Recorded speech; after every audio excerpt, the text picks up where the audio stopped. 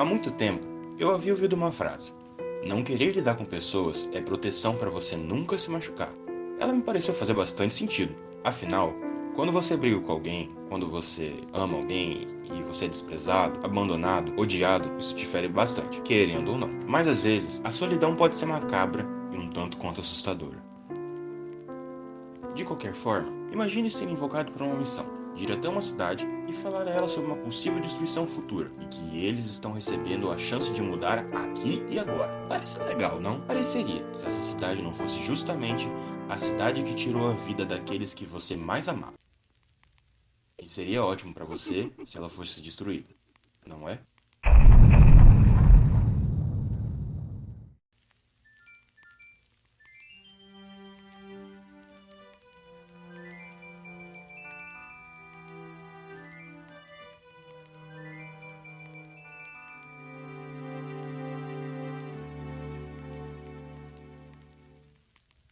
Acredito que a primeiro modo, você também deve pensar assim. E para você que não sabe quem sou eu, muito prazer.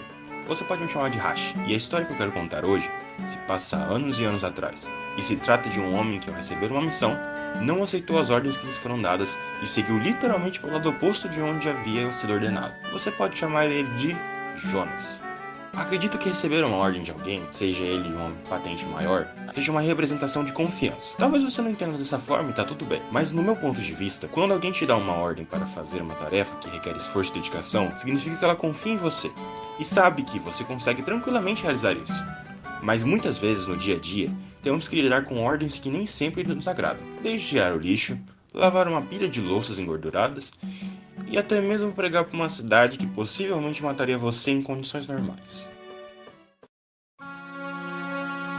Este homem do qual estamos falando, que recebeu essa ordem, ele não estava querendo receber isso. Afinal, essa cidade, a qual ele foi destinado, era uma cidade conhecida por, após vencer uma batalha, matar os reis e autoridades importantes daquele povo, como sacerdotes e profetas. Conhecidos por serem bárbaros e cruéis, sua maldade era tamanha que qualquer um temeria de ir lá. Mas mesmo assim, era uma ordem muito específica para ser ignorada. Afinal, se um ser superior, ao qual sabe muito mais do que você, te dá uma ordem para fazer algo, sabendo do caráter dele, com certeza não seria arriscado fazer isso, não é?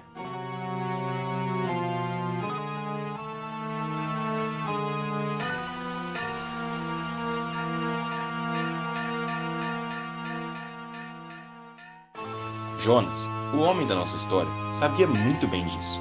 E ele não tinha medo em seu coração. O coração dele era repleto, na verdade, de ódio. Ver um povo que fez tamanho mal e tamanha crueldade receber uma segunda chance seria ultrajante e inaceitável. Como podem pessoas tão cruéis e imundas terem o direito de se arrepender e recomeçarem de novo? Todo o mal que fizeram seria apagado? Não. Definitivamente o homem da nossa história detestava aquelas pessoas e decidiu fugir dessa missão. Pegou o primeiro barco que viu para o destino mais longe e partiu, sem dizer nada a ninguém, fugindo de ordens por nada mais nada menos do que ódio e amargura. Porém, Deus viu a maldade que Jonas carregava consigo. Como podia ele, um homem, decidir se um povo merecia ou não o direito de arrependimento, sendo ele tão limitado, não sabendo nem mesmo como que eram os corações daquelas pessoas? Como poderia um de seus servos, a quem ele confiou dons, fugir, agora que tudo ficou mais difícil?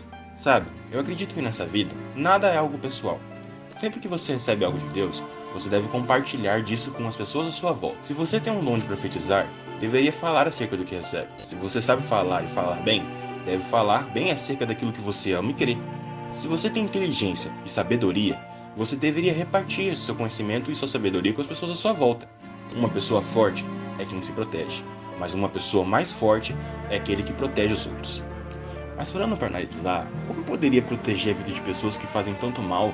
Como eu poderia mostrar a elas um caminho bom e certo a se seguir, se elas fizeram tanta coisa errada no passado?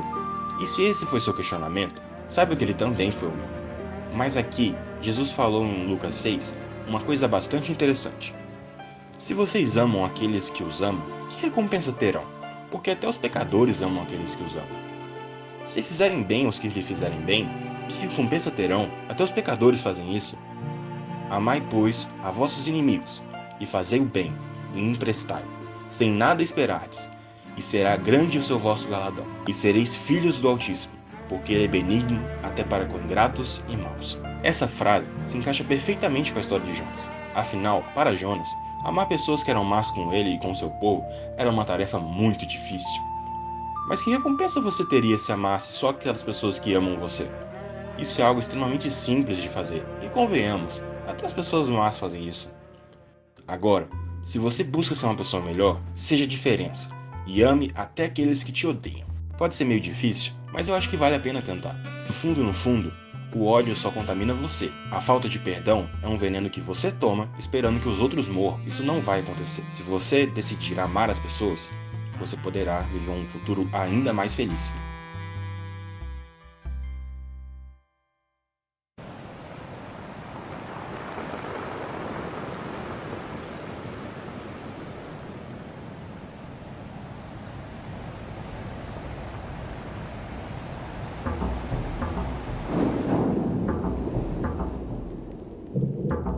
Por causa da rebeldia de Jonas, o navio em que ele estava começou a quase se despedaçar, e a tripulação teve que jogar fora toda a matéria-prima que estavam transportando. No fim, esses inocentes acabaram saindo do prejuízo. Mas o que mais me assusta é a indiferença de Jonas, que tratou algo tão drástico de forma tão diferente.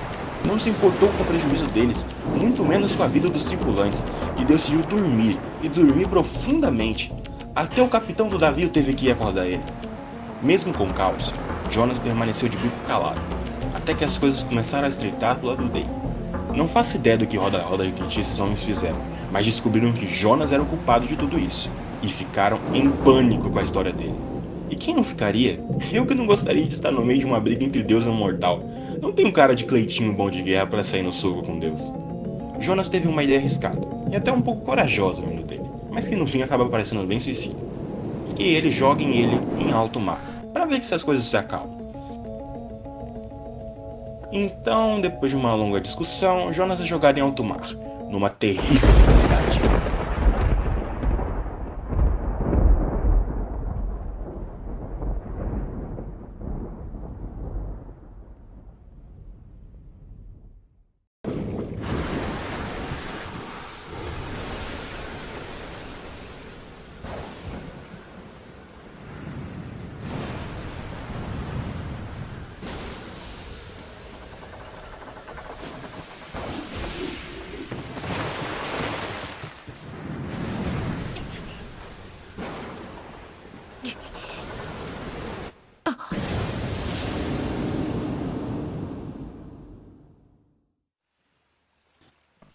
Até que tudo fica perfeitamente calmo.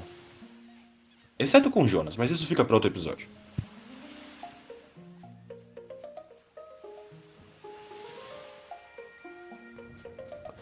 E esse foi o nosso primeiro vídeo da série Jonas. Se você gostou desse vídeo, considere se inscrever. Não custa nada para você e realmente me ajuda bastante. Deixe seu gostei também, se você achou o meu trabalho legal. Mas caso não tenha gostado, por favor, comente no que posso melhorar. Como esse primeiro vídeo, compartilhar ele com seus amigos seria um retorno maravilhoso, e eu gostaria bastante que você pudesse me dar esse apoio. Espero te ver no próximo vídeo. Até mais. Deus te abençoe.